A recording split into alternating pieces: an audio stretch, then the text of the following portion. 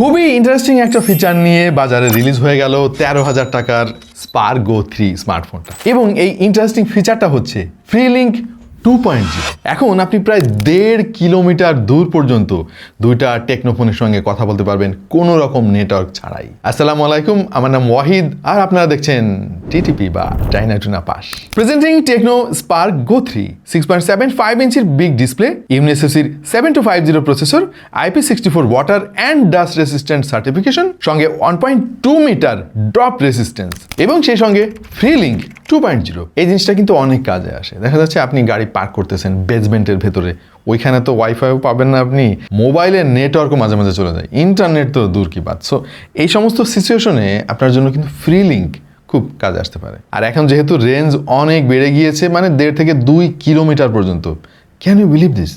এত বড় রেঞ্জের মধ্যে কোনো ইন্টারনেট সংযোগ ছাড়া, সিম কার্ডের কানেকশন ছাড়াও আপনি দুইটা টেকনোফোনের সঙ্গে কথা বলতে পারবেন। ডিজাইনটা বেশ চেনা চেনা লাগে, এটা ইউনিক কোনো ডিজাইন না, অবশ্যই অন্য ফোন থেকে অনুপ্রাণিত, সেটা আপনারা বুঝতে পারছেন। বাট দেখতে খারাপ না, ভালোই লাগছে। খুবই সিম্পল, ক্যামেরার নাম্বার গেম তারা এখানে খেলে নাই। ক্যামেরা হাউজিং এর পাশে একটা কন্ট্রাস্ট রেখেছে তারা, দেখতে খুবই প্রিমিয়াম লাগে। যথেষ্ট মিনিমাল আর সলিড একটা ফিল আপনি হাতে নিলে পাবেন এই ফোনটার। পেছনের দিকে আবার এক ধরনের টেক্সচার আছে যেটা আলোর উল্টা দিকে ধরলে যথেষ্ট ভালো লাগে দেখতে। থিকনেস 8.1 মিলিমিটার মতো, খুব বেশি বাল্কি না। আর এর ডিজাইনটা কিন্তু খুব বেশি ফ্ল্যাশি করে নাই টেকনো।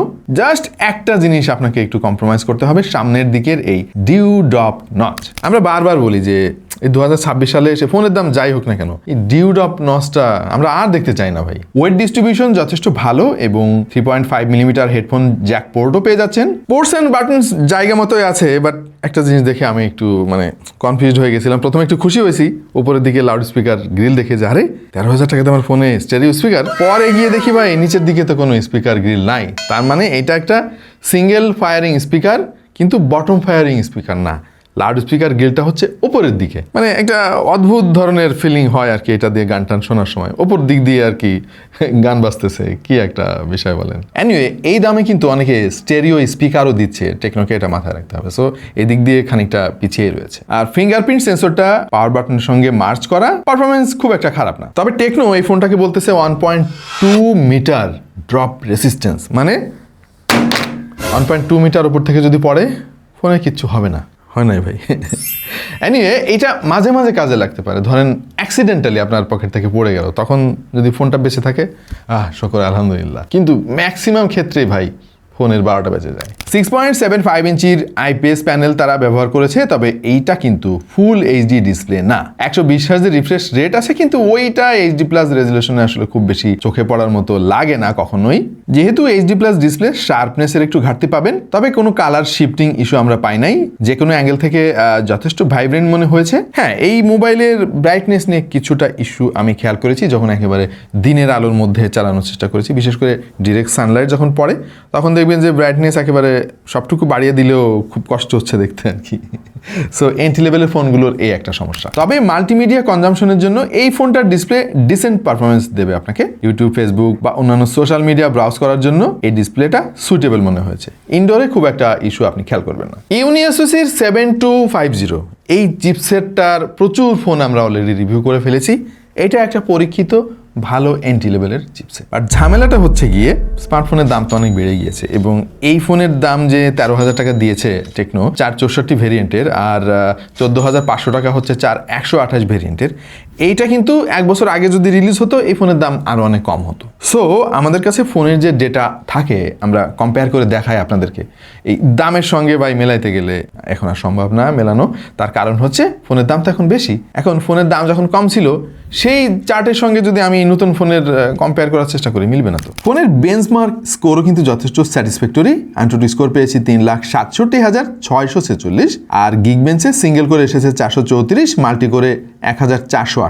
এই চার্টের দিকে একটু খেয়াল করে দেখেন, একই চিপসেটের যতগুলো ফোন আমরা রিভিউ করেছি এতদিনে, তার মধ্যে টেকনো স্পার্ক গো 3 অবস্থান 3 নম্বরে চলে এসেছে। অবশ্য 1 নম্বর পজিশন থেকে কিন্তু স্কোর খুব একটা কম নয়, প্রায় কাছাকাছি। 12 ন্যানোমিটার বেসড আর্কিটেকচারের এই চিপসেটটা কিন্তু টুকটাক 2D টাইপের গেম সামলাতে পারে, এবং আপনার ডেইলি যে সমস্ত অ্যাক্টিভিটিস রয়েছে, সোশ্যাল মিডিয়া ব্রাউজিং, ফেসবুক চালান প্রচুর পরিমাণে আমরা জানি সবাই, তারপরে আপনি কথাবার্তা বলবেন, হোয়াটসঅ্যাপ বা মেসেঞ্জারে আপনি ভিডিও কল, অডিও কল, এই সমস্ত কাজ করবেন, ও মোটামুটি হ্যান্ডেল করতে পারবে এইগুলো। সুতরাং বাজেট ফোন হিসেবে ফোনটা থেকে যথেষ্ট ভালো পারফরমেন্স আমরা পেয়েছি। এটাকে এভরিডে ইউসেজের জন্য অ্যাকসেপ্টেবল ফোন বলা যায়। অ্যাকসেপ্টেবল মানে হচ্ছে আপনি হতাশ হবেন না। ধরেন আপনি তো অনেক বেশি প্রত্যাশা নিয়ে 13,000 টাকা দিয়ে একটা ফোন কিনবেন না, তাই তো? 464 ভেরিয়েন্ট, তার মধ্যে আবার 7250 চিপসেট, দাম 13,000 টাকা। সো ওই প্রত্যাশা নিয়ে কিনলে এই ফোনটার পারফরমেন্স আপনাকে হতাশ করবে না। তবে আপনি যদি ভাবেন যে 13,000 টাকা দিয়ে আমি ধুমায়া গেমিং করব, সারাদিন ফোন চালাবো, তাহলে আপনাকে অনেক হতাশ হতে হবে। যেহেতু এইটা পাওয়ারফুল চিপসেটের কোনো ফোন না, সুতরাং গেমিংয়ে ভালো পারফরমেন্স এক্সপেক্ট না করাই ভালো। আমরা অবশ্য কিছু গেম খেলেছি, যেমন ফ্রি ফায়ার, লো সেটিংসে স্মুথলি প্লেয়েবল ছিল। এছাড়া কিছু 2D গেম ভালোভাবে খেলা গেছে। গ্রাফিক্স হেভি গেমসে ল্যাগ পাবেন, সেটাই স্বাভাবিক। তবে টুকটাক শখের গেমাররা মাঝে মাঝে এই ফোনটা দিয়ে গেমিং করতে পারবেন। আচ্ছা, ব্যাটারি নিয়ে একটু আলাপ করি। আমি আসলে একটু ডিসঅ্যাপয়েন্ট হয়েছি। মাত্র 5000 mAh ব্যাটারি, এই 2026 সালে এসে 5000 কিন্তু এখন আর স্ট্যান্ডার্ড নাই। এখন স্ট্যান্ডার্ড হচ্ছে 7000 mAh চলে গেছে। হ্যাঁ, মার্কেটে কিন্তু অলরেডি 10,000 mAh এর ফোন অ্যাভেইলেবেল। আমাদের হাতেও 10,000 mAh এর একটা ফোন আছে, 8300 mAh এর ফোন রয়েছে। সো টেকনোর এই এন্ট্রি লেভেলের ফোনগুলোতে ব্যাটারি ক্যাপাসিটি অবশ্যই বাড়ানো উচিত, কারণ এই ফোনগুলো যারা কিনবেন লং টার্ম ব্যাটারি ব্যাকআপের দিকে তাকিয়েই কিনবেন। 15 ওয়াট ফাস্ট চার্জিং সাপোর্ট রয়েছে। এইটাকে খুব বেশি ভালোও বলা যাচ্ছে না, খারাপও বলা যাচ্ছে না। এই লাউড স্পিকার গ্রিলটা উপরের দিকে মানে মাউন্ট করার এই আইডিয়াটা আমার পছন্দ হয় নাই, কেমন জানি একটু অদ্ভুত ফিলিং হয় আর কি মাল্টিমিডিয়া কনজাম্পশন করার সময়। এটা নিচের দিকে ঠিক আছে। হ্যাঁ, আর ঠিক আছে, তারা সিঙ্গেল ফায়ারিং স্পিকার দিয়েছে। অনেকেই তো এই বাজেটে স্টেরিও স্পিকার দিতে পারে না। কোয়ালিটি আবার ঠিকঠাক আছে। হ্যাঁ, যথেষ্ট লাউড অ্যান্ড ক্লিয়ার। ডিস্টোরশনের পরিমাণ খুবই কম। যদি ফুল ভলিউম দেন তখন একটু ডিস্টোর্ট হয়। আমরা অবশ্য এবারও ওয়্যারলেস আউটপুট পরীক্ষা করতে ভুলি নাই। যেহেতু কম দামি ফোন, আমরা বাজেট রেঞ্জের বেশ কিছু TWS দিয়ে এটা পরীক্ষা নিরীক্ষা করেছি, যেমন QCY QT43, মনস্টার অরা D02 ইত্যাদি ইত্যাদি। আর আউটপুট নিয়ে আসলে কমপ্লেন জানানোর মতো তেমন কিছু খুঁজে পাচ্ছি না। ক্যামেরা সেটআপ একেবারে সিম্পল। রেয়ারে 13 মেগাপিক্সেলের ক্যামেরা, ফ্রন্টে 8 মেগাপিক্সেলের সেলফি ক্যামেরা। ডে লাইটে ছবিতে ডিসেন্ট ডিটেল ক্যাপচার করে, যা সোশ্যাল মিডিয়ার জন্য ইউজেবল। লো লাইটে নয়েজ বাড়ে আর শার্পনেস কমে যায়। ওভারঅল দাম বিবেচনায় এটার ছবির কোয়ালিটি ভালো। তবে আমার কাছে মনে হয়েছে যে এক্সপোজার কন্ট্রোলে কাজ করার সুযোগ রয়েছে এখনো টেকনোর। বেশ কিছু ছবি দেখলাম ওয়াশড আউট হয়ে গিয়েছে, মনে হয় যেন লেন্সের উপরে কোনো একটা ময়লা জমে আছে, এই টাইপের একটা ফিল পাচ্ছিলাম। স্কিন টোন খুবই ন্যাচারাল রাখার চেষ্টা করে, আর ডিটেল ধরে রাখার একটা প্রবণতা আছে। এই কারণে মাঝে মাঝে ডিজিটাল নয়েজও দেখা পাওয়া যায়। তবে বাজেট বিবেচনায় এটাকে খারাপ বলার সুযোগ নাই। ভিডিও করতে পারবেন সর্বোচ্চ 1080p 30 fps এ। আর স্টাবিলাইজেশনের অবস্থা খুব বেশি সুবিধা না, এবং সেটা হওয়ার কথা না। তবে আরেকটা দারুণ জিনিস আছে এই ফোনে, আর সেটা হলো IR ব্লাস্টার।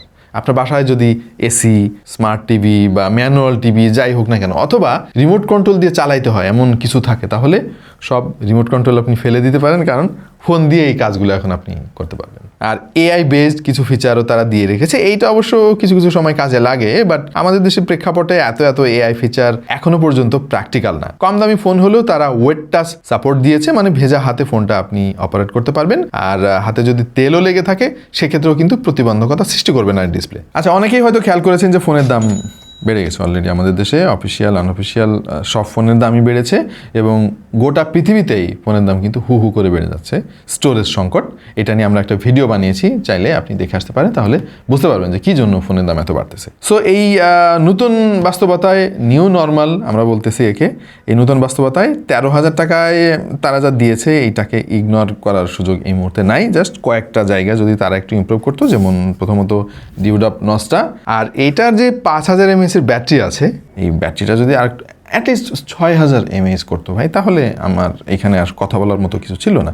ক্যামেরা যা দিয়েছে ডিসেন্ট, ডিসপ্লে এর চাইতে ভালো আর সম্ভব না, জাস্ট নচটা যদি বাদ দিতে পারেন আপনি। আর ডিজাইনটা তারা অনুপ্রাণিত হয়েছে অন্যান্য ব্র্যান্ডের কাছ থেকে, দেখে বোঝাই যাচ্ছে খারাপ না জিনিসটা। এনিওয়ে, যাদের বাজেট অনেক টাইট, ধরেন 13-14 হাজার টাকার বেশি বাড়ানো সম্ভব না, এই মুহূর্তে ফোন খুঁজতে গেলে দেখবেন যে এর চাইতে ভালো ডিল খুব একটা পাওয়া যাচ্ছে না। এটা হচ্ছে নতুন বাস্তবতা। সো আমাদের এক্সপেরিয়েন্স শেয়ার করলাম, আপনার এক্সপেরিয়েন্স কি অবশ্যই জানিয়ে দিন কমেন্ট সেকশনে। আর এরকম ভিডিও আরও যদি দেখতে চান, সাবস্ক্রাইব করতে পারেন আমাদের চ্যানেলে। দেখা হয়ে যাবে অন্য কোনো ভিডিওতে ভিন্ন কোনো বিষয় নিয়ে। সেই পর্যন্ত সবাই ভালো থাকুন, সুস্থ থাকুন, আর দেখতে থাকুন ঠিক টু দ্য পয়েন্ট।